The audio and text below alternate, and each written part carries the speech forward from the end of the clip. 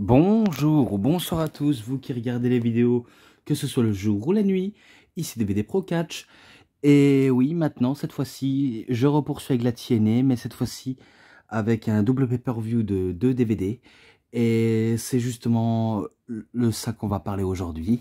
Vu comment vous avez vu la miniature et le titre de la vidéo, donc laissez-moi vous le montrer pour votre plus grand plaisir. Pour ceux qui souhaitent le rechercher, ou alors si c'est compliqué, ben, essayez de patienter pour essayer de le trouver. Bref, vous allez peut-être comprendre pourquoi. Donc TNA, Against All Odds et Victory Road 2011. Donc 6 heures de catch non-stop.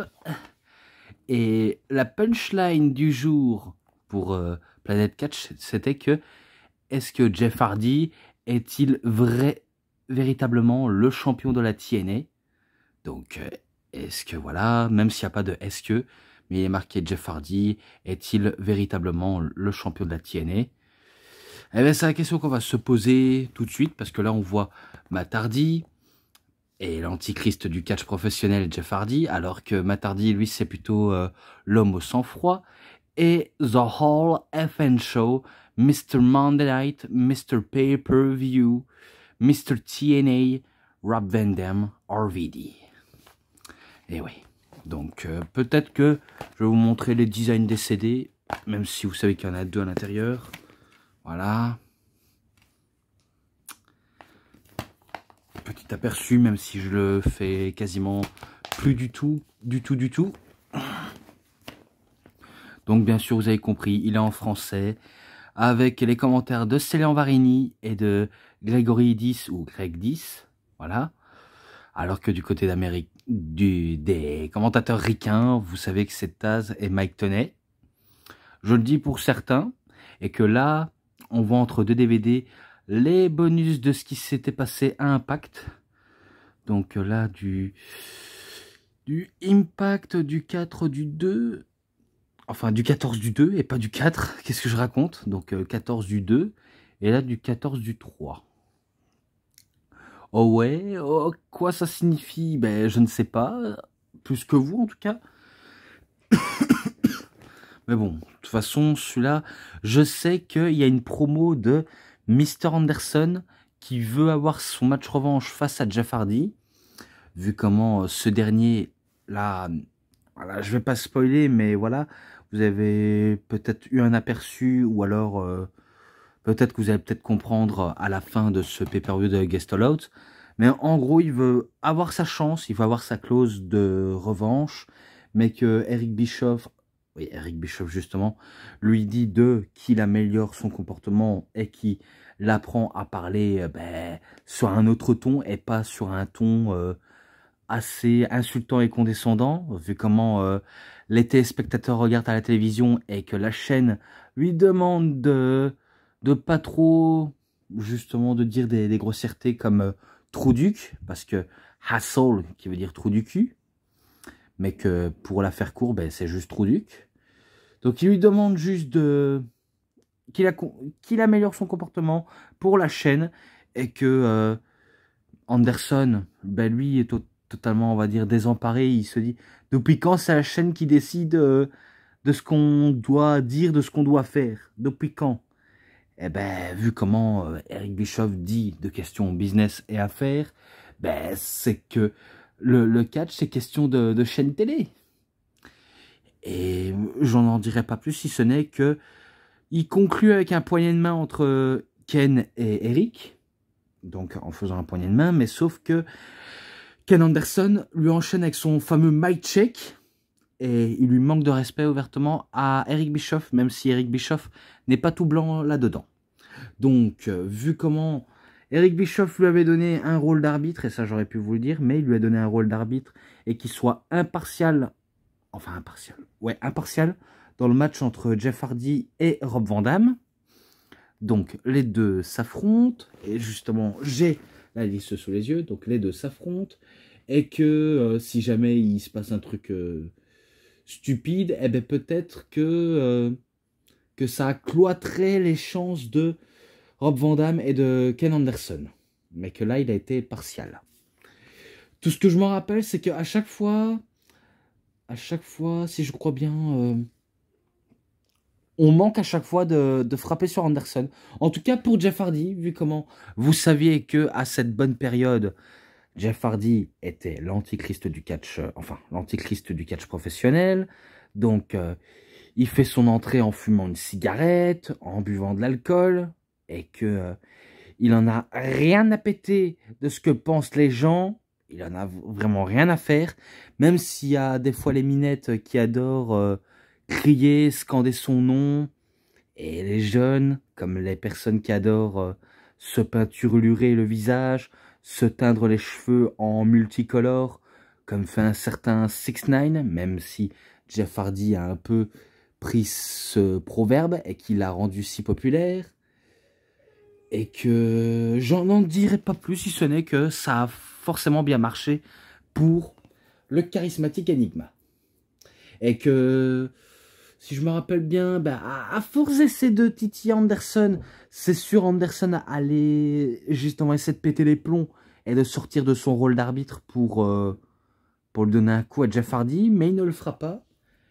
Et que, si je crois bien, il lui fait un shot avec la jambe sur Rob Van Dam et qui fait le tomber, alors que c'était justement sous les yeux de Ken Anderson, mais qu'il n'en a rien à faire, il valide le tomber, et qu'après ça, il fait un mic check sur Jeff Hardy, et il fait un petit couche aussi sur Van Dam. Voilà, pas de jaloux, deux mic check, c'est déjà assez, voilà, rien de plus.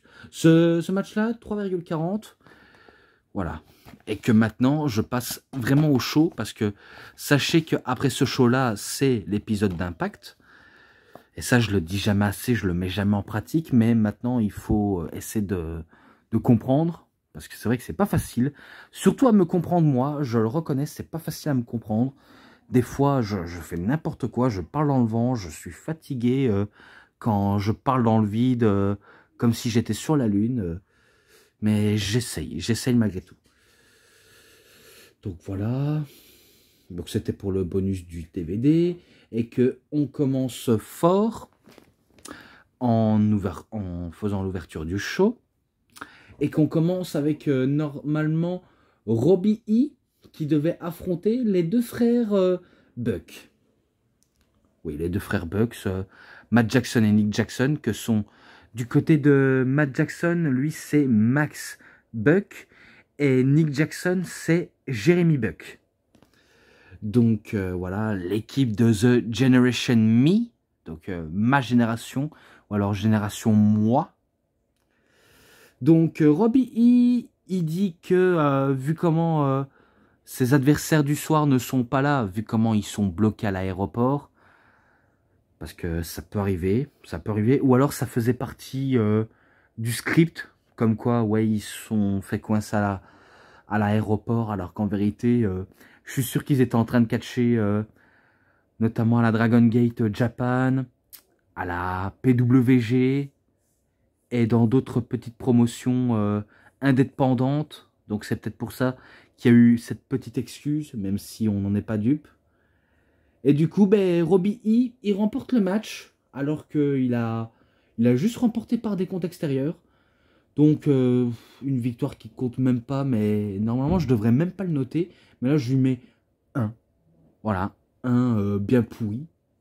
Et que Frankie Kazarian, il fait son entrée pour un peu nous sauver et nous montrer un match digne de ce nom, parce que ça, c'est vraiment un match qui n'a rien à faire à là, justement.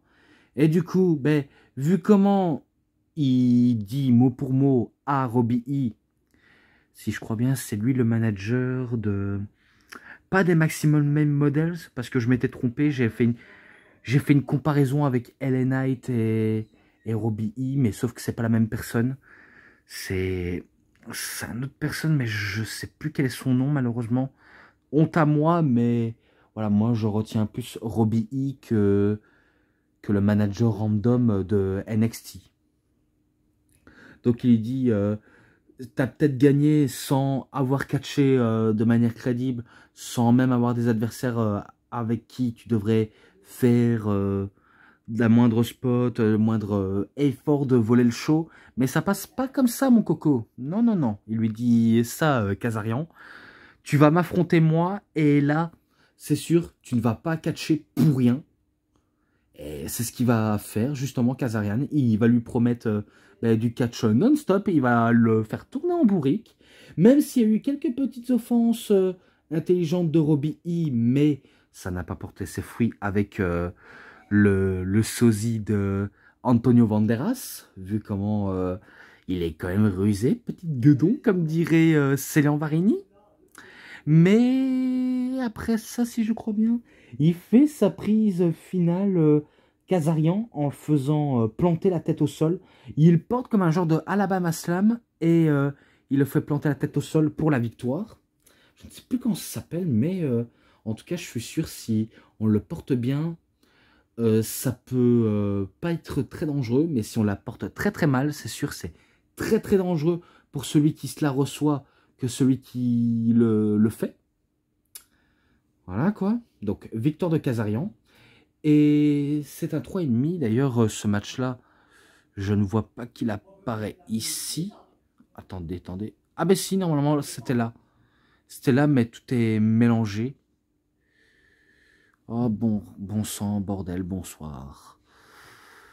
Donc ça n'apparaît même pas, ce match-là, mais c'est pas grave. De toute façon, ce match-là, 3,5. Et là, maintenant, ben, pour mieux encore avancer, parce que je ne vais pas en rester ici, match à 3 contre 3 par équipe. Donc, un match trios, on va dire ça comme ça. The Beer Money Inc., qui font équipe avec The Big Papa Pump Scott Steiner. Donc, Beer Money Inc., je n'ai pas besoin de vous citer, vous savez que c'est Robert Wood et James Storm, contre l'équipe des Immortels. Alors, qu'est-ce qu'il y avait dans l'équipe des Immortels? Tout simplement, il y avait Rob Terry, donc le muscleur gallois qui vient d'Angleterre, alors que c'est un gallois, et qui fait équipe avec Gunner et Murphy, les deux types qui servent de valet pour Immortel. De toute façon, ils sont victimes de ce genre de booking, et que je suis sûr qu'ils ne sont pas du tout allés bien loin. Ouais, parce que je ne cesse de répéter, mais c'est totalement vrai. Tout ça est vrai, justement. C'est pas parce que, on va dire, les catcheurs peuvent être mauvais, c'est juste que leur traitement peut être soit désastreuse, ou alors, tout simplement, ils n'ont pas de charisme, et que c'est un tout petit peu de leur faute s'ils n'ont pas tout pour plaire aux fans et aux dirigeants. Ça peut arriver dans la moindre des cas. Mais je peux pas vous en dire plus. Et que là, j'avais complètement oublié, pour être l'inspirant numéro 1 au titre de la X-Division. Oui, d'accord, d'accord. J'ai enfin compris. Donc c'était pour Kazarian et pour Robbie E. Alors que là, c'est juste un match 3 contre 3. Je me rappelle que dans le match, Rob Terry, il a voulu faire une démonstration de pose plastique du culte du corps envers lui et Scott Steiner, mais sauf qu'il ne faut pas trop jouer aux poses plastiques parfaites, parce que certes, Rob Terry, il a des fameux muscles et qui peut exploser, mais Scott Steiner aussi peut exploser. Donc, si vous êtes fan du muscle, ben, vous serez servi. Et d'ailleurs, je ne vous l'avais pas dit juste avant de commencer, et même dans la vidéo de Slammiversary 2009, je ne l'avais pas dit, mais j'ai glissé un match que je n'ai pas cité et que j'ai pas su prêter attention. Honnêtement, je n'ai pas su prêter attention, mais qu'il est dans la description de Slammiversary 2009. Donc, même si vous sentez que je ne l'ai pas cité alors qu'il figure dans la description de ma vidéo, comprenez bien que c'est un tout petit peu normal, parce que ça vient un peu de nulle part, je le reconnais, mais je l'ai mis pour le petit bonus du chef. Donc, vous comprendriez. Voilà. Bon, après, rien de spécial, à part des offenses à 3, et que ça s'enchaîne, ça s'arrête pas. Mais que, voilà, c'est victoire de Beer Money Inc., de Fortune. Donc, ils battent les Immortels, et c'est à 3,40. De toute manière, dans la description, je vais marquer The Immortel, donc Beer Money Inc., avec Scott Steiner, bien sûr. Donc, je ferai de mon possible pour tous les citer, pour oublier personne d'une traite. cette fois-ci. Donc 3,40 comme j'ai dit. Ensuite, mais là, Samoa Joe contre The Pope d'Angelo Dinero.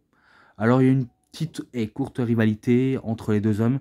C'est-à-dire que Joe reproche à The Pope de venir comme un bon samaritain, comme un bon prêtre qui essaie d'aider les personnes, qui est censé justement aider et pas justement à les encourager de faire ce qui n'est pas forcément juste. Par exemple, favoriser les voyous à faire le mal autour d'eux et de faire un maximum de fric possible, quitte à voler l'État. Ou encore les étudiantes qui font du striptease en boîte de nuit, qui font que s'exhiber et à rapporter de la thune. Et j'en passe des trucs, même de manière intime, j'en passe des trucs. Donc c'est ça ce que Samoa Joe lui reproche, alors que lui, il a toujours ce côté nation de violence qui le colle encore, même si il aura un tout petit peu délaissé, mais il a toujours ce côté nation de violence, toujours. Donc il veut, on va dire, faire la fête à The Pope, mais The Pope, il se défend plutôt bien, et qui se laisse pas intimider, il se laisse pas marcher dessus, jusqu'à ce qu'il y a, à la toute dernière minute, le manager d'un soir de Samoa Joe, qui s'appelle Okato. Attendez, Okato. Oui, Okato. Donc, un certain Kazushika Okada, qui est habillé en genre de ninja, ou alors un genre de frelon vert. Ouais, que ce soit le film du frelon vert des années 2010, ou alors le frelon vert qui a incarné Bruce Lee lors d'une série. Donc oui, je ne suis pas en train de plaisanter. Bruce Lee incarnait le frelon vert, je crois des années 60 ou 70. Je peux me tromper, mais je crois dans les années comme ça. Et du coup, ben, Okato, ben, il a cette tenue-là, en fait. Et d'ailleurs, il dira plus tard que en quittant la TNA, eh ben, il s'est senti mal utilisé. Il était un tout petit peu maltraité. Il n'a pas non plus été traité à sa juste valeur. Il a été catalogué comme, comme un nul, un qui n'ira pas faire de longue carrière. Alors que maintenant, on commence à connaître Okada et qu'on sait que maintenant c'est un dieu au Japon et que on sait que c'est un des meilleurs catcheurs de la planète. Il y a pas de doute, c'est vrai que c'est un des meilleurs catcheurs de la planète, même si c'est plus de l'actualité, mais il est toujours le meilleur, malgré le temps qui passe. Et que ses mauvais souvenirs à la TNA sont derrière lui, tout simplement. Bon, après, rien d'autre spécial dans le match. Tout ce que je sais, c'est que Samoa Joe le bat avec un tout petit aide de Okada, donc Okato, voilà, on peut l'appeler comme on veut. Mais il le bat avec un coquina clutch. Donc il fait endormir le Pope, même si après, le Pope, il se venge, il frappe Okada, il se venge totalement sur Samoa Joe, et ça s'arrête ici. Donc ce match-là, bah, pareil, 3,40. Voilà, j'ai pas trouvé spécialement amusant à regarder, tout simplement. Mais j'en reste sur ma faim. J'en reste sur ma faim. Maintenant, match pour le titre des knockouts. Oui. La première, on va dire, stipulation de Last Woman Standing Match pour le titre des knockouts. Donc, titre féminin d'Impact, vous savez très bien. Et que c'est détenu par Madison Rayne, alors que la challenger, c'est Mickie James. Et que tout ce que je me rappelle, ben, justement, Mickie James a fait son entrée en première, voilà, alors que Madison Rayne en deuxième, et qu'elle a un gant sur son poignet gauche. Donc, elle veut utiliser ce gant pour mettre KO son adversaire. Et qu'elle aura tenté à de multiples reprises, mais à chaque fois, ben, Mickie James, elle laisse parler son expérience, elle contre, elle fait que contre-attaquer, quitte à faire des coups de pied retournés, quitte à utiliser l'avantage de Madison Rayne à son avantage, justement. Et après ça, si je crois bien, Il y a une distraction, je crois il y a une distraction, peut-être, je peux me tromper, mais tout ce que je sais, peut-être il y a Velvet Sky qui vient interrompre l'arbitre et que, alors que Mickie James avait utilisé le gant qu'avait utilisé Madison Rayne en le mettant KO d'un seul coup de poing, mais que elle avait en elle un casse-gueule, ou un croche-gueule, appelez ça comme vous voulez, mais c'est un coup de poing américain. Donc elle l'a utilisé, et elle a frappé sur Mickie James, et elle remporte la victoire. Alors que tout était permis, mais par contre, ça ne servait à rien de faire le tomber et de essayer de tricher alors que, enfin, de se cacher pour tricher alors que tout est légal. Et qu'elle a fait le tomber alors que c'est pas, on va dire, l'heure du tomber. C'est plutôt la dernière femme debout. Donc, un coup qu'elle a compris que l'arbitre a compté jusqu'à 10, ben, elle a sorti vainqueur parce qu'elle était debout. Tout simplement. Ce match-là, ben, je passe. Je le mets à 3,20. Et maintenant, ben, un match normal, tout simplement normal, entre RVD, Rob Van Dam, contre l'homme au sang-froid, Matt Hardy, qui avait fait récemment son retour lors d'autres épisodes d'Impact, même si c'est pas la plus mémorable de tous, mais avec le temps, il va finir par s'y habituer concrètement, et qu'il va devenir au top de Impact, même si on sait bien qu'un peu plus tard, la Impact va perdre de sa superbe au fil des années. Mais que là, pour l'instant, c'est que le début et que des fois, on a toujours une petite excuse. Voilà, il n'a pas été au top. Il est venu de manière bizarre alors qu'on ne s'attendait pas du tout à le voir. Et pourquoi il est devenu l'homme au sang-froid? C'est parce que il en a marre d'être tout le temps victimisé, à être puni à cause des actions des autres. Par exemple, être puni par rapport à son frère Jeff. Comme quoi, il a été puni parce qu'il a été traité comme un paria, alors que Jeff était une top star et que lui, il était totalement intouchable. Donc, il ne supporte plus de vivre dans l'ombre de son frère et qui veut prouver ses preuves en se montrant de manière sans pitié.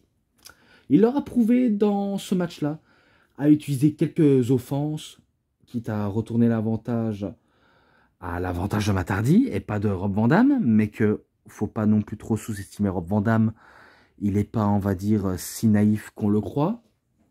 Et que après quelques multiples de Twist Fate, même si je sais que des fois c'est le Twist Hate, parce que oui, ils sont capables de modifier les noms comme ça sans qu'on s'en aperçoive. Et pour ça, il faut être attentif même aux commentaires.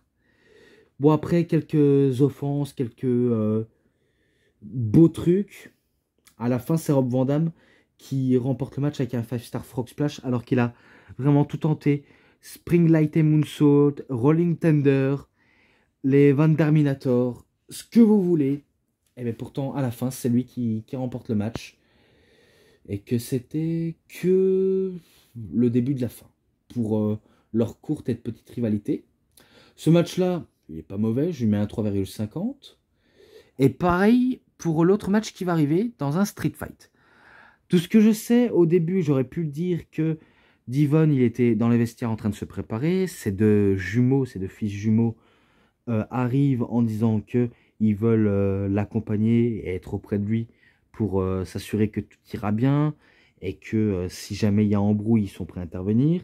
Mais Devon, en bon papa qu'il est, il dit que ça ira, je sais me débrouiller tout seul, les garçons. Je vais m'occuper de cas de votre oncle Ray. Ouais, parce que vu comment les deux, ils sont frères d'une autre mère, même si, voilà, on sait, mais kayfabe. Mais voilà, ils veulent ramener tonton Ray à la raison et que il peut gérer ce match tranquillou, même si c'est très tendu. Et d'ailleurs, voilà, ils se sont mis sous la gueule, les deux frères. Même si Bully Ray, je me rappelle, quand il s'est fait interviewer par Christy Hemme, eh ben, il intimide Christy Hemme, même en le plaquant contre le mur. Et je sais pas, on dirait qu'il est en train d'essayer de de faire des attouchements sexuels assez bizarres envers Christy Amy, donc la Christy Varini que dit Sailor Varini.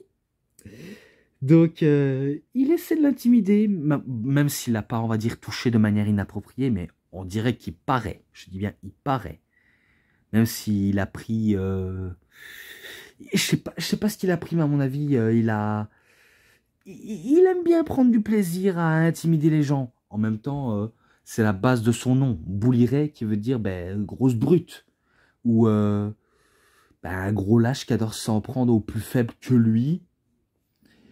Et là, quand c'est une femme, lui il dit qu'il adore quand les femmes se sentent impuissantes devant lui, qu'ils ont peur, qu'ils sont en panique, car lui, ça l'excite et que ça le met totalement en transe, l'envie de faire que du mal, et que il a dit des choses pas très gentilles à propos de Divonne et ses deux jumeaux, en disant que même si Divonne a eu la bonté de faire venir ses bâtards de jumeaux, parce qu'il le dit bien bâtard, et qui compte bien le faire souffrir devant ses gamins, même devant le public, totalement inculte, car lui, il aime ça, et que un autre truc qui va dans le trash talk, il dit que ces gamins sont pas seulement nés dans la tocha de leur mère, même si j'ai pas le droit de le dire normalement, on sait que il y a un autre verlan du mot, mais je peux pas le dire car c'est vulgaire. Donc on dit tocha ou un chacha si vous préférez que ça soit plus poli, mais il dit que non seulement ils ne sont pas que nés dans la tocha de leur mère, mais aussi par le cul de leur mère. Eh ben, putain, bonjour la politesse envers les mamans et envers les fils. La preuve que ce gars est totalement méprisable. Oh putain, et que quand il va punir Divonne et même ses fils, ça va le faire autant exciter, même s'il ferait ça aussi à d'autres femmes. Et il dit même, cache à Christy Amy, je suis sûr que t'aimerais ça. Ouais, t'aimerais ça. T'aimerais ça. En gros, oh, c'est vraiment un enculé de service. Hein. Vraiment, c'est un gros enculé. Même quand il fait son entrée en premier, il fait genre qu'il est dans le ring alors qu'il va dans un autre petit coin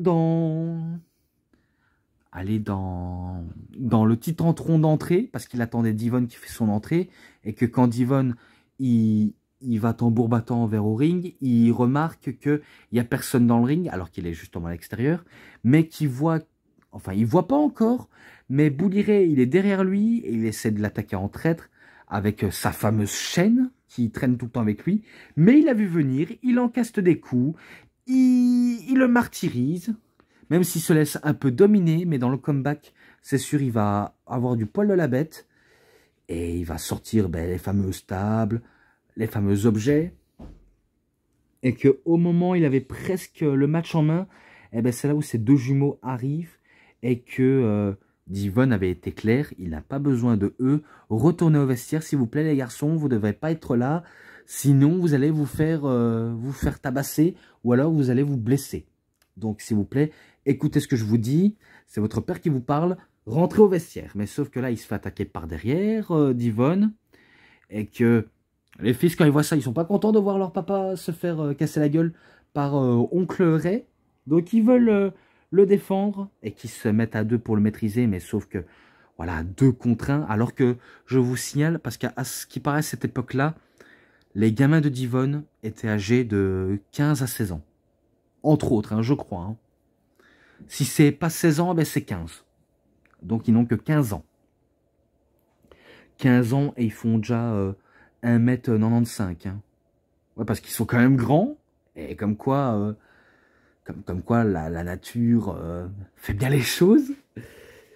Pas à venir ce que Bouliret a dit de manière sympathique. À vrai dire, ce que dit, c'est vraiment honteux. Et renouveau, excusez-moi. Donc, il attaque, mais sauf que, voilà, les 2 frères les maîtrisent, mais que Bouliret, il essaie même de les frapper en disant « Hein, qu'est-ce que voulez-vous? Tu veux te battre? Tu veux te battre? Tu veux que je te fouette à coups de chaîne? C'est ça ce que tu veux? Donc Devon, ils font un low blow et il essaie de remporter la victoire, mais ça n'a pas fonctionné. Même tenter un 3D, ça ne va pas passer parce que non seulement ils avaient sorti un premier temps les tables, mais les deux fils, ils scandent à leur papa en disant « Papa Devon !» Et que ben Devon, ça le fait drôle de voir ses deux fils dire ben, Papa Devon va chercher les tables. Donc il va chercher les tables avec ses fils, donc ils vont en famille. Et que, si je crois bien, il se fait attaquer en traître par Bully Ray et qu'il va attaquer même ses fils. Il va l'attaquer ses fils. Il va le menotter dans le coin et du coup, ça laisse un Devon totalement impuissant qui ne peut rien faire, qu'il est bloqué dans le coin et qui voit Bully Ray donner un sale clothesline à son fils, quoi. Et dans l'autre fils, il va le faire un powerbomb sur la table. Et vu comment ils sont pas, on va dire, préparés, je crois que quand il passera à travers la table, c'est à la toute fin du match. Même si j'ai dit l'inverse, ce n'est pas grave. En gros, il fait une clothesline au premier fils de Devon. Et devinez quoi, il fait le pin sur le fils de Devon, alors que c'est pas à lui à subir le tombé. Mais je me suis dit, mais putain, c'est quoi ces arbitres? C'est quoi cette fin bizarre? C'est quoi ça? Expliquez-moi. Ok, le match était sympa, mais à telle manière, mais c'est quoi ces conneries? C'est quoi ces conneries? C'est pas comme ça que ça doit le faire, même si, ok, Devon, il est menotté dans le coin, mais pas comme ça. Pas comme ça, les gars. Eh ben, ils l'ont fait, ces salauds. Et après ça, ben, justement, Bully Ray, il va faire un powerbomb sur le deuxième fils de Devon. Je crois que c'est Torrent et Torrance, je crois. Je peux me tromper, mais je crois que c'est leur nom officiel. Donc, Devon le supplie de pas le faire, même s'il le traite de fils de la plage, en disant espèce d'enculé, espèce de salaud, ne fais pas ça, mes gamins, laisse-les tranquilles, ils ont rien à voir là-dedans. Et que Bully Ray ne veut rien savoir, il veut lui dire en disant tes gamins n'avaient pas qu'à se mêler. Et du coup, ce qui leur arrive, c'est de leur faute. Et du coup, il va les punir. Tout simplement, il va les punir. Donc il fait passer à travers la table. Et du coup, ben là, ce n'est pas le catcheur qui sort de son personnage, mais plutôt le père qui sort de son personnage. Car il est inquiet pour ses deux fils, surtout celui qui a subi le powerbomb et qui va être transporté à l'hôpital avec une minerve. Et que j'ai trouvé ça touchant. J'ai trouvé ça vraiment touchant, même si, voilà, on sait ce genre de fin, mais j'ai trouvé touchant.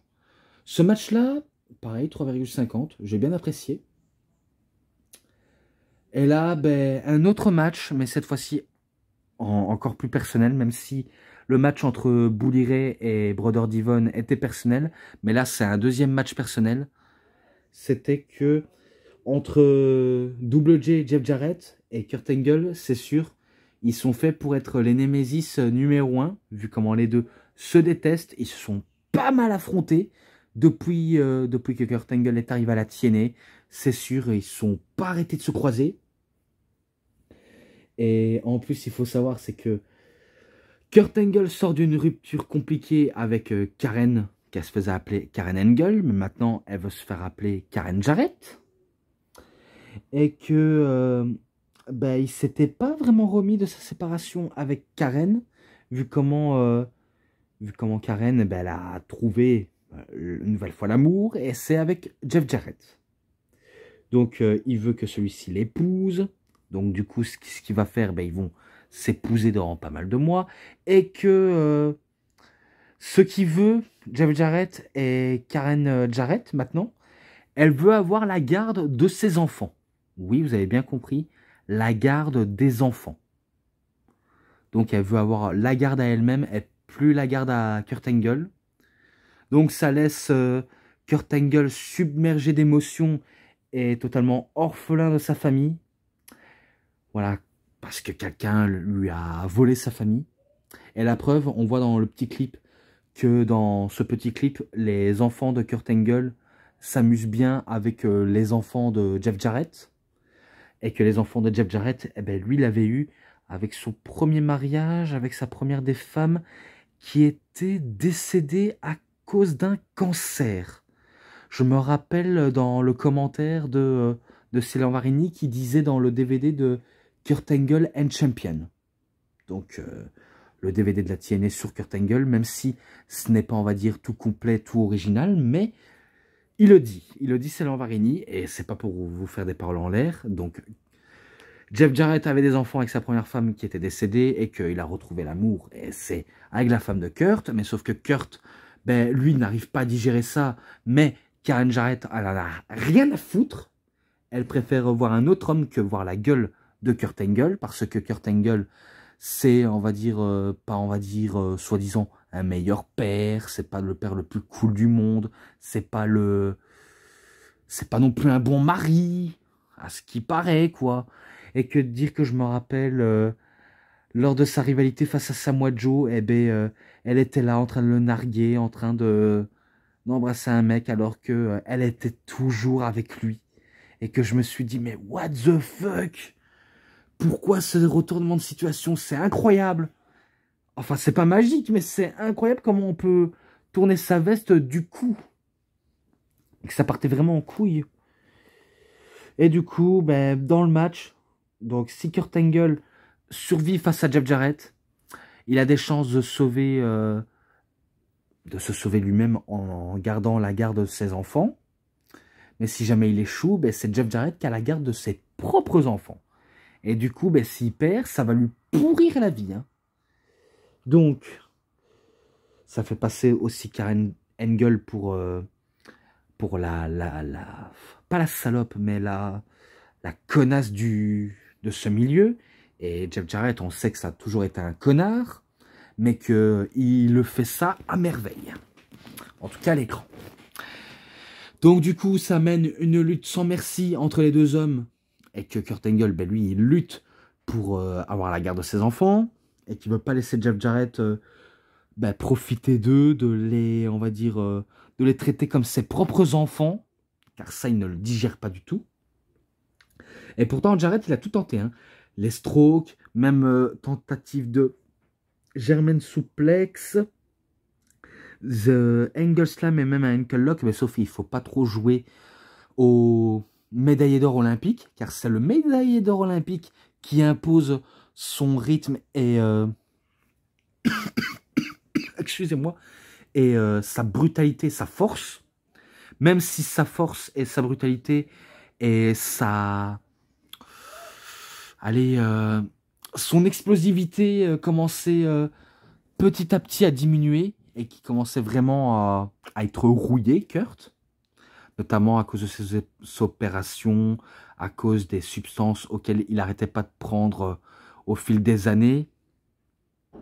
Donc il lutte quand même, et qu'il ne veut pas le laisser partir, même si, quitte à subir des strokes, eh bien, il se relève toujours l'épaule, même si, encore une fois, Karen Angle, enfin Karen Jarrett, elle n'arrête pas d'intervenir dans le match, et du coup, ben, ça fait des multiples entourloupes, encore et encore et encore. Et que à la fin, si je crois bien, je crois qu'il a sorti une guitare, je crois, Jeff Jarrett, et qu'il le fait encastrer sur la tête de Kurt Angle, ou peut-être qu'il le remporte par pin, donc par petit paquet. Il le bat pas clean, mais il le bat par volage, quoi, par vol à l'étalage. Et que ben, Jeff Jarrett a la garde des enfants, en laissant Kurt Angle seul, triste et submergé par les émotions. Et que il n'aura pas le choix. Il n'aura pas le choix de prêter ses enfants à lui. Et qu'il doit, on va dire, un peu se retirer, entre guillemets. Je dis bien entre guillemets, même s'il ne va pas se retirer définitif du catch. Tout ce que je sais, c'est qu'il a déposé ses chaussures dans le ring. L'air de dire que c'est bientôt la fin, alors que ce sera jamais la fin avec Kurt Angle. Vraiment pas du tout la fin. Mais bon, j'étais sous l'émotion et que j'ai bien apprécié. Je le mets à 3,60, voilà, je le mets ça. Voilà, j'ai bien apprécié malgré tout. Après, c'est pas pour certains, mais voilà, il faut avoir du goût dans la vie. Mais bon, même si la plupart des matchs sont pas dans l'ordre, j'essaie de les citer dans l'ordre possible. Voilà. Donc maintenant, match de l'échelle pour le titre du monde poids lourd de la TNA entre Jeff Hardy contre le champion Mr. Ken Anderson. Tout ce que je me rappelle, c'est que Ken Anderson, il fait une promo contre Jeff Hardy en disant qu'il n'aime pas du tout, qu'il n'aime pas ses peintures faciales, qu'il n'aime pas comment il se teinture les cheveux pour faire plaire à des minettes qui ne font que crier comme il dit, comme un véritable connard qu'il dit, et que il le compare Jeff Hardy à Justin Bieber, parce que oui, à cette période entre 2009, 2010 et 2011, Justin Bieber était la top star du hip-hop ou de la pop, parce que hip-hop ce serait incroyable, mais c'est de la pop. Donc c'était la plus grande star, et du coup, le pauvre, il se faisait hacher, même dans les fédérations de catch auxquelles on cite son nom, alors que le gars, il n'a rien à voir avec le monde du catch. Donc Ken Anderson, il dit que, je vais te dire un truc, j'aime pas Justin Bieber, mais toi non plus, je t'aime pas du tout Jeff Hardy, et que il va le botter le cul, comme il a fait lors de Genesis 2011, lorsque Jeff Hardy a commis une erreur. Il avait fait son entrée en fumant une cigarette tout en confiance, et que je suis sûr que c'est pas une cigarette, mais plutôt un joint, parce que c'est possible. Parfois même en buvant de l'alcool. Bref, l'antichrist, il fait les choses totalement lunaires et obscures. Alors que là, dans les échelles, vu comment il veut s'attaquer dans le terrain de Jeff Hardy, il veut jouer sur le terrain aérien. Donc il joue sur ça, beaucoup sur ça, et qui, à chaque fois, ils tombent tous les deux comme des véritables Mikado, et que l'atterrissage était très long et dur. Mais à la toute fin, même si je me rappelle dans la plupart des matchs, c'est que Jeff Hardy a exploité les faiblesses de Ken Anderson. Par exemple, on sait que la faiblesse de Anderson, c'est les coups derrière la tête, les traumatismes crâniens. Et du coup, il joue beaucoup dessus et qu'il n'arrêtait pas de jouer là-dessus. Et du coup, il a eu, entre autres, raison de jouer là-dessus, vu comment ça lui a quand même affaibli Anderson. Et que ça n'a pas l'empêché à capturer le titre de manière tranquillou. Donc, il remporte le titre. Et ce match-là, 3,70, voilà, je le mets ça, et que je repoursuis encore avec un bonus. Donc il y a un segment entre Kurt Angle et Jeff Jarrett, parce que lors du show Victor Hero de 2011, je me rappelle qu'il y avait des segments comme quoi Jeff Jarrett, il a emmené les enfants de Kurt Angle, plus ses propres enfants, à Universal Studios, ou à Disneyland Paris, enfin Disneyland Paris, non, Disneyland aux US, parce que Disneyland Paris c'est en France, alors que Disneyland c'est aux États-Unis, quoi. Donc à faire des tours de manège avec eux, comme un vrai papa en fait. En fait, il se comporte vraiment comme un vrai papa cool en fait. Et c'est ça ce qui était beau. Et pourtant, nous on a plutôt l'image d'un connard, mais quand c'est avec des enfants, là il prend son rôle de père très à cœur. C'est ça ce qui est étonnant. Donc, il fait des attractions avec eux. Ils vont aller dans la structure de Harry Potter. Donc, le parc d'attractions d'Harry Potter, le parc d'attractions des Simpsons, de Marvel, de DC, de Retour vers le futur, et j'en passe, etc., etc., etc. Bref, c'est une attraction vivant, vraiment. Et pourtant, j'ai jamais eu la chance... et peut-être, je suis sûr que la plupart d'entre vous n'a jamais eu la chance d'y aller aux États-Unis pour faire des attractions, que ce soit au Universal Studios, à Disneyland, ou etc. Bref, c'est un spectacle vivant. Et d'ailleurs, quand j'y repense, c'est vrai que les Ricains, ils sont vraiment bien gâtés. Hein. Des parcs d'attractions, des cinémas, de quoi s'occuper et de faire des tours de manège, aller dans un studio très connu là où ils font les plus gros blockbusters, et surtout aller dans un impact zone, aller à l'impact zone, ah putain, j'arrive pas à parler correctement, à l'impact zone pour voir du catch, à la TNA, c'est, tu vis, on va dire, 867 du divertissement et de bonheur, en fait. C'est ça ce qui est fou. Vu comment ça fait vraiment l'effet d'un montagne russe. Hein. Bon, après, ils ont vraiment la chance que nous, on n'a pas. Dommage, mais bon, faut vivre avec. Donc, vu comment Karen Engel, elle pensait... Karen Engel, faudrait que j'arrête de dire Karen Engel. Karen Jarrett, elle pensait pouvoir faire sa lune de miel tranquillement, même s'il y avait des enfants, mais elle pensait que ce serait tranquillement avec son homme. Mais voilà, il faut faire plaisir aux enfants. Et ça, Jeff, il a compris. Et du coup, ben, ils font, on va dire, des tours de manège, manger des pizzas. Et que après, lorsque Karen, elle est devenue, on va dire, de plus en plus saoulée de ce qui s'est passé aujourd'hui, parce que elle pensait faire un petite virée en amoureux avec lui. Et les enfants ben, s'éclateraient comme des dingues, vu comment c'est l'endroit idéal pour s'amuser. Et que Jeff, ben, lui dit, ouais, je sais ce qui te manque. À chaque fois, il dit à chaque fois, je sais ce qui te manque. Encore plus de pizza, encore plus de divertissement. À l'état pur dans un manège. Ou encore, ouais, je sais ce qui te manque. Il te manque Kurt. Parce que il veut faire la paix avec Kurt Angle. Il veut faire la paix avec lui. Mais que même s'il a prouvé à de multiples reprises qu'il était meilleur que lui. Et que il reconnaît qu'il a beaucoup pourri la vie de Kurt Angle.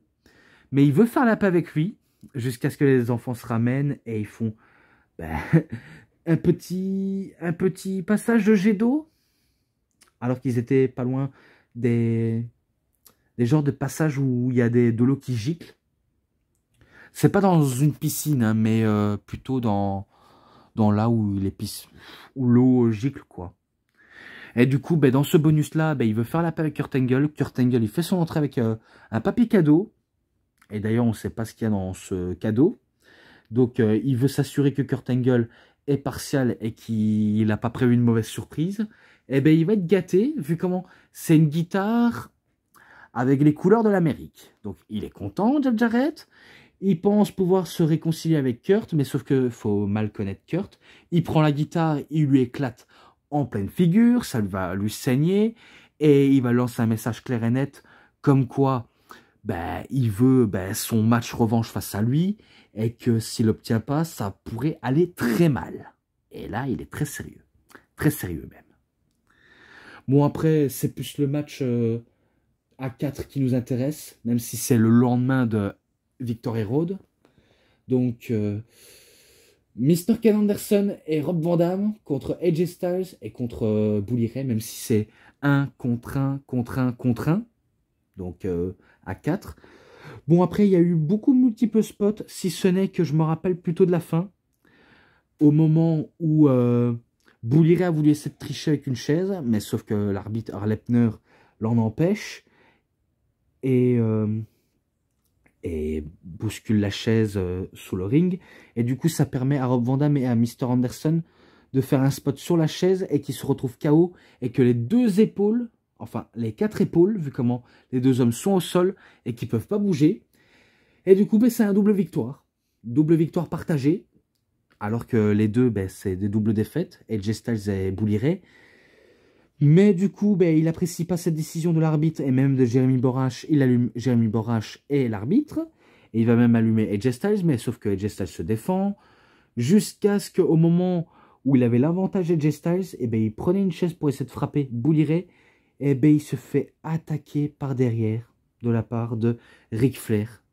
Parce qu'il faut savoir, c'est que, je ne l'ai peut-être pas dit, mais dans les membres de Fortune, ils se sont un peu laissés délaisser par Ric Flair, alors que Ric Flair était le père fondateur de Fortune, mais qu'il a commencé à tourner sa veste, donc du coup il a voulu trahir The Fortune, et Fortune ne voulait plus marcher avec le Nature Boy, et qu'ils se sont retournés contre lui, parce que c'est un traître.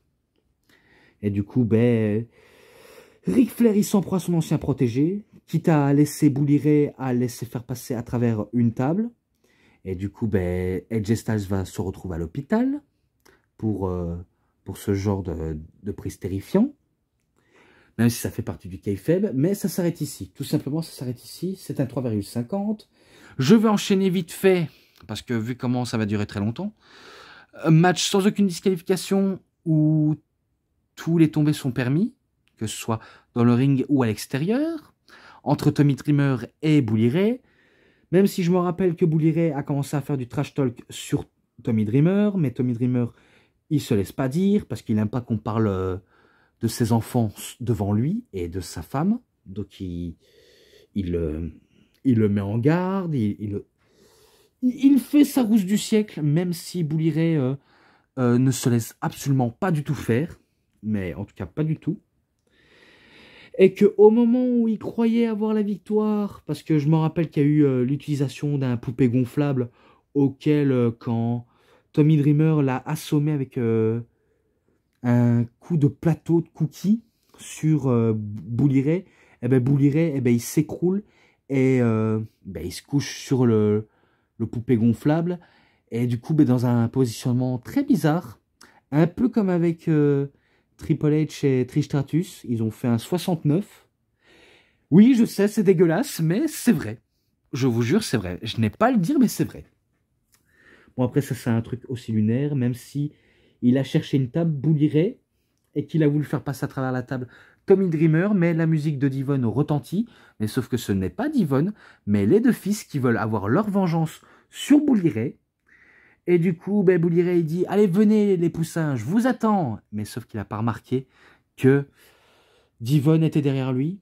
Et du coup, il fait un 3D avec Tommy Dreamer. Et du coup, c'est Tommy Dreamer qui remporte ce match. Tout simplement. Donc du coup, c'est victoire de Tommy Dreamer, 3,40. Ensuite, un autre match court, mais pour le titre féminin, par équipe des Knockout. Les futurs America Mexica, Rosita qui est Zelina Vega et Sarita, les deux cousines qui font équipe face, on peut pas dire The Beautiful People, enfin, alors on va dire si, on va dire un peu les Beautiful People, même si Winter, enfin, Katharina, je crois que c'est Katharina Winter, est venue s'incruster comme ça, tout simplement parce qu'elle est amoureuse de Angelina Love, oui, une amour intime et passionnel envers Angelina Love. Et ça, l'amour, c'est mignon. Même entre deux lesbiennes, deux homo-LGBT, même si ça n'a aucun rime de ce que je dis, et que je dis de manière foireuse, mais vaut mieux que je dise quoi dire que quoi faire. Bon, ce match-là, je vais aller un peu court parce que je me rappelle qu'il y avait des multiples botches. Parce que oui, il y avait des botches dans le match. Après quelques comebacks, etc. Et après des tombées, des tentatives de tricherie foireux, c'est Rosita et Sarita qui remportent le match en faisant un petit paquet sur Winter. Et qu'elles remportent les titres par équipe. À quel prix? Aucun. Tout simplement, ils ont remporté les titres. Mais j'en reste ici, c'est un 3,20. Même s'il y a la compréhension entre Velvet Sky et Winter et Angelina Love, il n'y a que de l'incompréhension. Mais bon, il faut passer par-dessus. Et après, maintenant, c'est Hernandez contre Matt Morgan, le blueprint, l'ADN du catch, enfin l'ADN de la TNA. Le prototype parfait contre Super Next, celui qui se faisait appeler, et je crois que c'est confirmé par A plus B, de son vrai nom, Shawn Hernandez. À mon avis, ils ont beaucoup de points communs avec Shawn Michaels. À force d'utiliser son nom Shawn, même si tout le monde peut s'appeler Shawn à n'importe quel moment. Mais il s'appelle Shawn Hernandez. Alors, pourquoi cette rivalité? Alors que je sais que Matt Morgan et Hernandez se sont pas mal affrontés à travers les années qui ont suivi. En gros, si vous voulez, Hernandez, il est, on va dire, victime d'une conspiration raciale, vu comme quoi, on va dire, les Américains sont racistes envers les Hispaniques, envers les Afro-Américains, envers ce que vous voulez, même envers les musulmans. Donc, il est victime de racisme envers les Mexicains. Et du coup, c'est pour ça qu'il a attaqué Matt Morgan lors de la promo de Against All Odds. Et ça, je ne l'avais pas dit, parce que c'était trop long à vous expliquer. Mais que là, ils veulent combattre de manière plus à l'amiable. Et cette stipulation, c'est un match du premier sang. Celui qui saigne le premier a perdu. Donc il va y avoir de la ruse et j'ai pas besoin trop grand chose à vous expliquer dans le match, si ce n'est que ça s'est allumé, Matt Morgan a eu tout le soutien de la public et qu'il a voulu allumer Super Next, même si Super Next faisait dans la petite ruse ou alors que dans la puissance et j'en passe des trucs.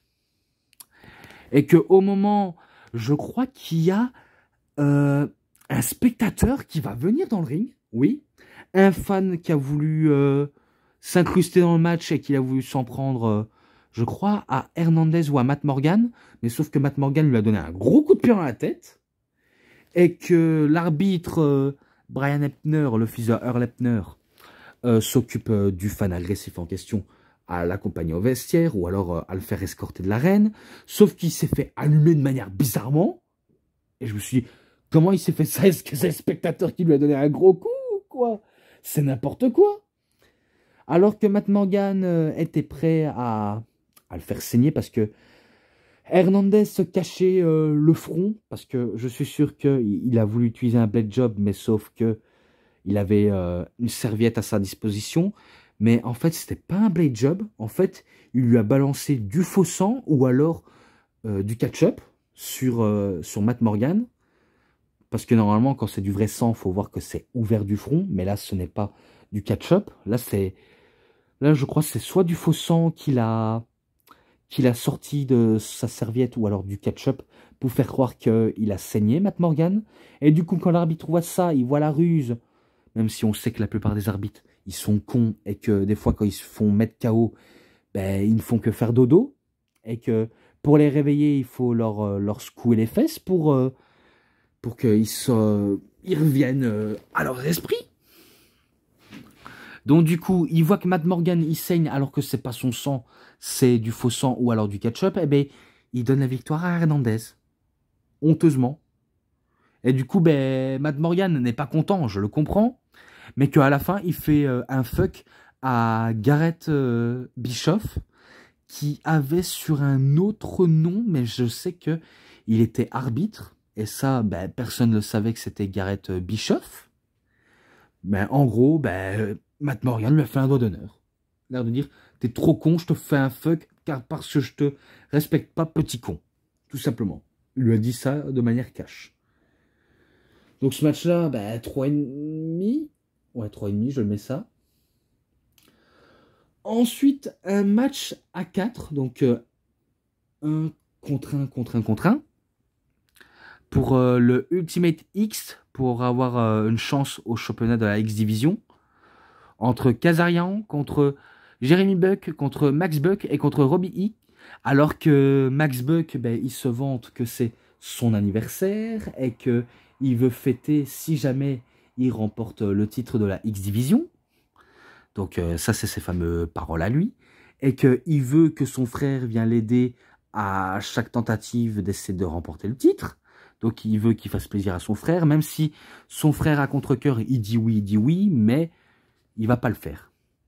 Et que je crois que à cette période-là, je trouve que les Young Bucks étaient à leur place. Ils étaient pas trop, ils faisaient pas trop les marioles, même si je suis sûr que leur comportement hors des rings laisse vraiment à désirer.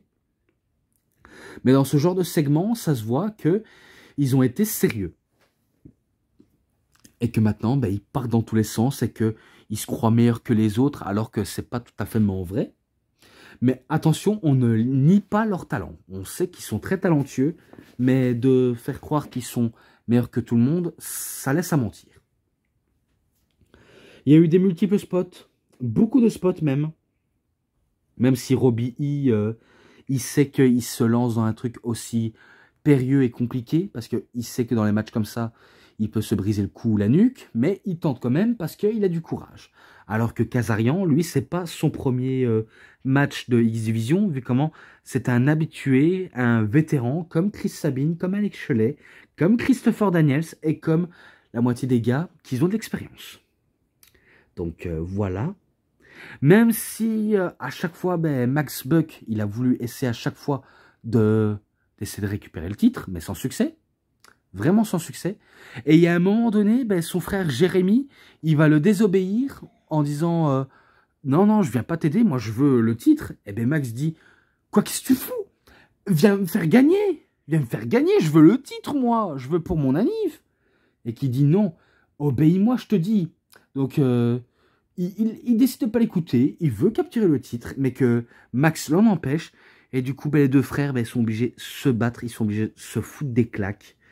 Mais qu'après, ben, ils se font bousculer par Robbie E qui a cherché une échelle, parce que un premier temps, Jérémy est tombé de l'échelle.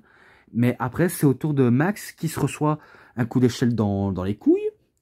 Alors que Kazarian, ben, lui, il était en haut de la structure et qu'il a commencé à piétiner les mains de Robbie E pour capturer le titre, justement.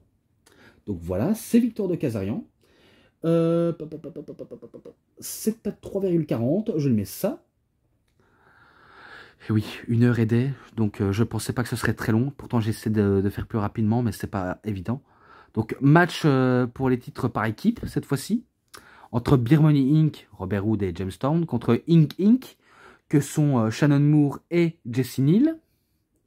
Donc oui, les deux punks contre les deux mamelles du catch professionnel, la bière et l'argent. Et que justement, ben, c'est eux les plus expérimentés en équipe, alors que Inc., ils n'ont pas beaucoup d'expérience. Les seuls points communs qu'ils ont, c'est que ils sont tatoués, ils ont des coupes de cheveux dignes des personnes qui ont les cheveux en crête, quoi. Un peu comme l'était Sheamus, en mettant du gel, en mettant des piercings et des maquillages, ce que vous voulez. Donc, ça peut faire leur style, mais ça va pas les réussir bien loin, en tout cas. Vu comment dans le match, je me rappelle surtout de la fin, parce qu'après, ça faisait des travails par équipe à 2 équipes de différents. Mais que, au moment où Jesse Neal était prêt à faire ben, son fameux finish, je crois, c'est son renouveau Spear, parce qu'il avait fait un Spear sur James Storm, et il veut faire ça sur Robert Hood, et ben il voit Shannon Moore utiliser son bouquin avec sa chaîne, et que Jesse Neal dit « Non mais qu'est-ce que tu fous? Ne fais pas ça! Tu veux qu'on soit champion? Ne fais pas ça !» Et ben du coup, Shannon Moore n'en a rien à faire. Et pourtant, ça permet à James Storm de faire son last call, donc le super kick sur Jesse Neal, et que Robert Hood, ben, lui, il fait un Fisherman suplex, et qui fait le suplex arrière powerbomb, je ne sais plus comment ça s'appelle, mais il bat The Inc. Inc. Et ça, c'est à cause de la stupidité, en partie à cause de Shannon Moore, mais que à la fin du match, ben, Jesse Neal, ben, il a un profond respect pour James Storm et pour Robert Hood, donc il décide de le serrer la main, mais quand c'est Shannon Moore, ben, lui, il décide de le cracher à la gueule en buvant une bière et en leur crachant dessus. Et par contre, je l'avais peut-être pas dit, mais au début du match entre Tommy Dreamer et Bully Ray, eh ben, Tommy Dreamer, eh ben, il a utilisé la peluche d'un mignon dans Moins Moche et Méchant sur Bully Ray. Oui, je sais, je dis ça au pif très rapidement avant de passer à la suite. Mais voilà, manque de respect pour Shannon Moore, alors que ce dernier, ben, certes, il est encore trop gentil, même si on sait qu'il ne va pas rester éternellement officiel dans le catch professionnel. Enfin, je ne sais pas à l'heure actuelle, mais voilà quoi. Donc, il a eu du profond respect et ce dernier ben, ne l'a pas compris. Pour ça, ce match-là, même si il était pas mal, mais pas à la hauteur non plus des attentes, je lui mets quand même à 3,50. Voilà, d'office. Plus que 3 matchs et après c'est terminé. Donc je vais essayer d'y aller très rapidement cette fois-ci. Match à contre 1 entre AJ Styles et Matt Hardy. Tout ce que je sais, c'est que dans ce match-là, ben, Ric Flair ne va pas cesser d'intervenir dans le dos de l'arbitre pour justement pourrir le match de AJ Styles, quitte à l'attaquer vicieusement de manière pas très amicale. Donc il va l'attaquer, il va il va même s'attaquer aux bijoux de famille, même à laisser prendre l'avantage à Matt Hardy en le faisant un side effect, tentative de Twister Hate et d'autres prises. Mais qu'à la fin, AJ Styles en a eu tellement marre qu'il a décidé de lui faire un pelé kick sur la tête de Ric Flair et qu'il va utiliser son Phenomenal Forearm, son coup d'avant-bras volant sur Matt Hardy pour le mettre KO et de faire sa fameuse prise en tire-bouchonnant dans les airs et en le faisant écraser au sol pour la victoire. Je ne sais plus comment ça s'appelle cette prise, mais en tout cas, elle est magnifique. Donc, il bat Matt Hardy. Ouais, parce que je vais comme ça au pif, directement. Et bien, c'est un 3,60. Voilà. Et maintenant, ben, match pour être le challenger numéro 1 au titre du monde poids lourd de la TNA, entre Mr. Anderson et Rob Van Dam. Oui, oui, oui, j'ai bien cité les deux hommes. Donc, tout ce que je me rappelle, ben, les deux, ils ont fait des offenses différentes. Il y a eu un tout petit botch, par exemple, quand Rob Van Dam a voulu ben, sauter pour que Anderson ben, s'abaisse pour éviter que Van Dam l'écrase, par accident. C'est quand il court dans les cordes, bien sûr. Bon, après, il y a eu beaucoup d'enchaînements. Tentative de mic shake, tentative de springboard light et moonsault, tentative de 5-star frog splash. Et beaucoup de contre-tentatives. Beaucoup, ça se joue beaucoup là-dessus. Et au moment où Rob Van Dam voulait faire son fameux coup de pied qu'il a l'habitude de faire quand son adversaire est dans les barrières, mais sauf qu'il se fait contrer et il se fait bloquer la jambe par la barrière. Après, ça s'enchaîne encore. Jusqu'à ce que Ken Anderson fait un mic shake sur Rob Van Dam et que ben, les deux n'arrivent pas à temps au ring. Et ben, c'est un double décompte extérieur. J'allais dire double disqualification, mais non. Double décompte extérieur. Donc, il n'y a pas de vainqueur, que des perdants. Et que, voilà, leur chance leur est passée sous le nez. Dommage. Donc, c'est un véritable pied de nez. Même si je le fais pas sur mon visage, mais plutôt avec la caméra. Mais bon, je le fais avec les moyens du bord. Ce match-là, j'ai trouvé pas dégueulasse. Comme le match de la X-Division, j'ai pas, on va dire, fort détesté. J'ai bien apprécié, forcément. Mais que le match entre Anderson et Rob Van Dam, en général, c'est du meilleur. Comme avec Edge Styles et Matt Hardy, c'est que du meilleur. Donc je peux apprécier, parce que la moitié des matchs ne sont pas forcément toujours à la hauteur. Bizarrement, c'est pas toujours à la hauteur. Mais que là, j'ai rien d'autre à dire, tout simplement. Donc ce match-là, je mets un 3,70. Et là, maintenant, on passe au main event. Et j'espère que je vais enfin souffler, parce que 1 heure et des 2 vidéos, ça commence à faire bien long. En plus, je suis fatigué, je dois me réveiller tôt. Et pour ça, il faut que je me dépêche. Donc, le main event entre Sting contre Jeff Hardy, pour le titre du monde poids lourd de la TNA. Donc, ce match-là, je vais vous dire cash à la toute fin du match. Tout ce qu'on se rappelle, ben il y a l'entrée de Jeff Hardy qui arrive un tout petit peu tardivement. Et que il a l'air un peu bizarre, il a un comportement assez bizarre. On sait que c'est un antichrist, qu'il adore fumer des joints, boire de l'alcool, prendre de la cocaïne, prendre des différentes drogues différentes pour combler à son mal-être et à son désir personnel, quoi. Pour se contempler, pour se combler. Et que là, il a l'air plus bizarre que d'habitude. Hein. Alors quand c'est l'entrée de Sting, ben, c'est sûr, on est admiré et surtout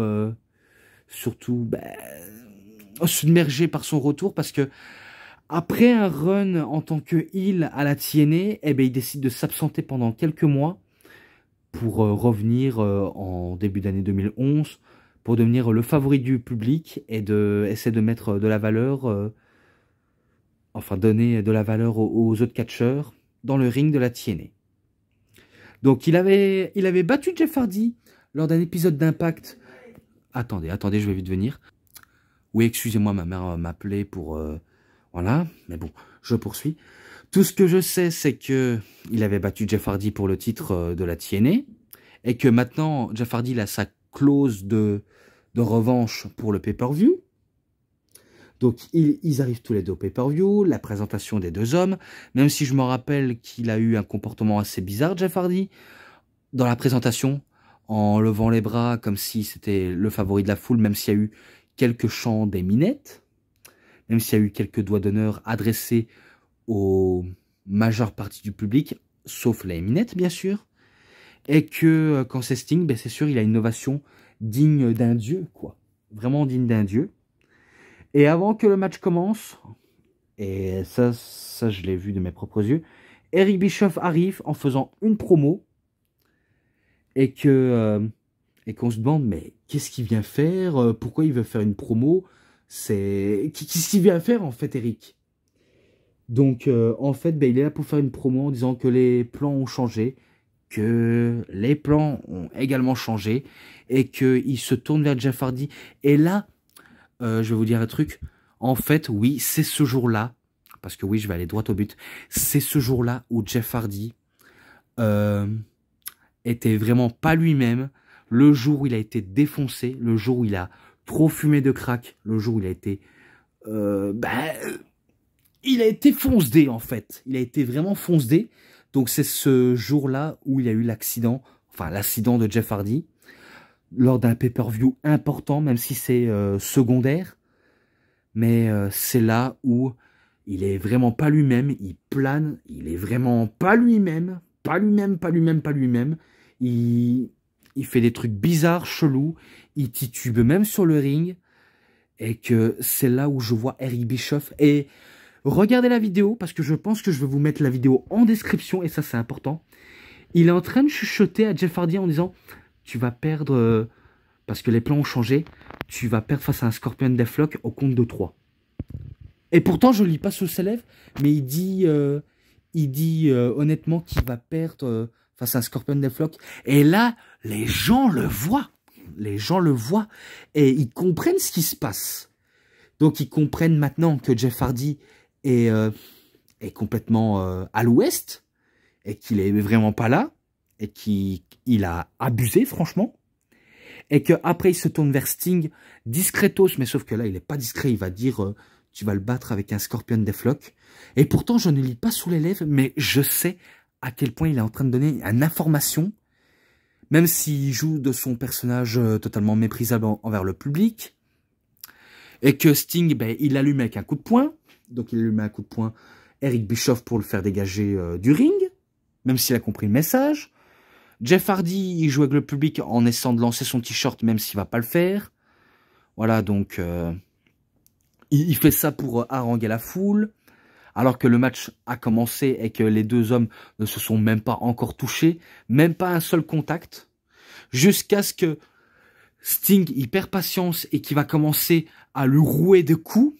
Il va le rouer de 2 ou 3 coups de poing, et qu'après il saisit Jeff Hardy par les cheveux, et qui va commencer à faire un Scorpion Deathlock pour le compte de 3, alors que Jeff Hardy, il avait un seul épaule au sol et pas 2.